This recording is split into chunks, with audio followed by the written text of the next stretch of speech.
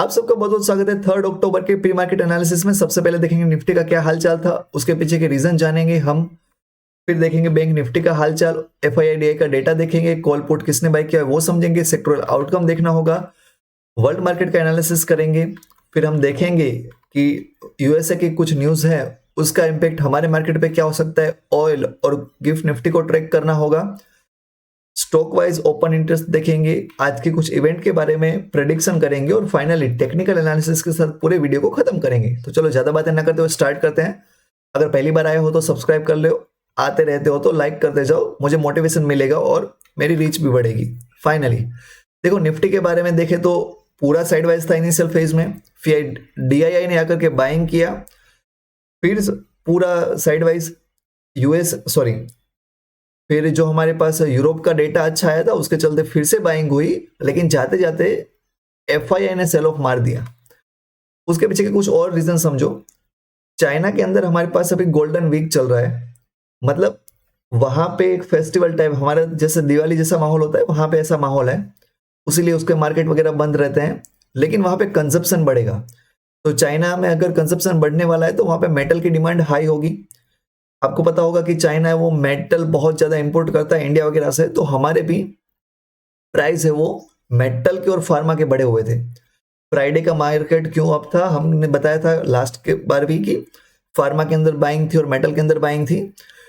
ये दोनों हमारे पास भागे हुए थे हांगकांग के मार्केट के चलते, और मेन रीजन था अलीबाबा का ग्रुप, जहां पे उसका स्टॉक है वो 10% भागा हुआ था। अलीबाबा का फार्मा का एक स्टॉक है वो। आईटी की नेगेटिव न्यूज के बारे में भी हमने डिस्कशन किया था, तो उसको अभी रिपीट नहीं करते हैं। बैंक निफ्टी सेम वे में, इसमें पहले एक हल्का सा सेल ऑफ देने के बाद जबरदस्त बाइंग हुई थी, लेकिन फिर उसमें भी आधे घंटे में तो सेलिंग हुई है, तो आज एक बार के लिए वो नीचे तो ले जाएंगे। एफआईआई ने क्या किया हुआ है, सेल ऑफ मारा हुआ है 1700 करोड़ जितना, जबकि डीआई ने बाय किया हुआ है 2750 करोड़ जितना।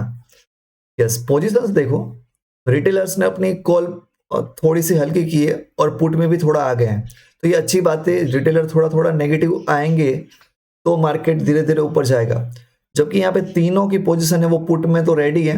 डीआईआई, एफआईआई, प्रो, कुछ भी बोलो। एफआईआई की इंटरेस्टिंगली 1 लाख से ऊपर पोजीशन बनी हुई है, तो शार्प सेल ऑफ अभी देखने को नहीं मिल सकता।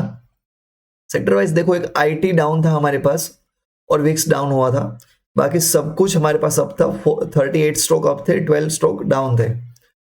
टॉपर्स हमने बताया वैसे हिंदाल को था, अदानी एंटरप्राइज था वो लूजर था। यस, यहां से देखो मंडे के दिन हमारे पास यूरोप में जबरदस्त सेल ऑफ देखने को मिला हुआ है। इंग्लैंड आपका 1.3% डाउन था, यूरोप ओवरऑल हमारे पास 1% इतना डाउन चल रहा था। अमेरिकन मार्केट को डिस्कस करते हैं। देखो यूएस के डाउ में हमारे पास हल्का सा सेल ऑफ है, लेकिन एसएनपी बढ़ा हुआ है, मतलब ओवरऑल मार्केट तो बढ़ा हुआ है, उसका जो मेन इंडेक्स है वो गिरा हुआ है। लेकिन ब्राजील को देखो, ये बहुत निराश कर रहा है।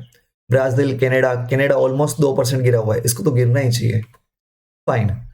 एशियन मार्केट अभी के लिए देखो, ऑस्ट्रेलिया 1% डाउन है, जापान 1% है। ये डेटा मत देखना, ये चाइना और हांगकांग का मार्केट बंद है, तो ये आपको और पुराना डेटा दिखा रहा है, फ्राइडे वाला डेटा है। यस, यूएस मार्केट के अंदर और एक खराब बात आ रही है, 10 ईयर बॉन्ड के वजह से वो और हमारे पास इंक्रीज हो गई, पता नहीं कहां जाकर के छोड़ेंगे। यस, एडीआर के ऊपर फोकस करो, यहां से इंपॉर्टेंट न्यूज है। HDFC bank 2% down, ICICI bank 0.5%, ये भी 1% डाउन था, लेकिन लास्ट में थोड़ा सा रिकवर कर गया है। इसके पीछे के रीजन समझो। क्रेसिल करके हमारे पास एक रेटिंग एजेंसी है, उन्होंने बताया कि इंडियन बैंक जो इतना अच्छा भाग रहे थे वो क्रेडिट ग्रोथ की वजह से, मतलब यहाँ पे सब लोन वगैरह बहुत अच्छे से ले रहे थे, लेकिन आगे चल के उतना लेने वाले नहीं है, तो इंडियन बैंक के अंदर क्रेडिट ग्रोथ उतना अच्छा नहीं होगा, उसकी वजह से यहाँ पे नेगेटिविटी होगी। लेकिन पूरा बैंक के लिए नेगेटिव न्यूज नहीं है।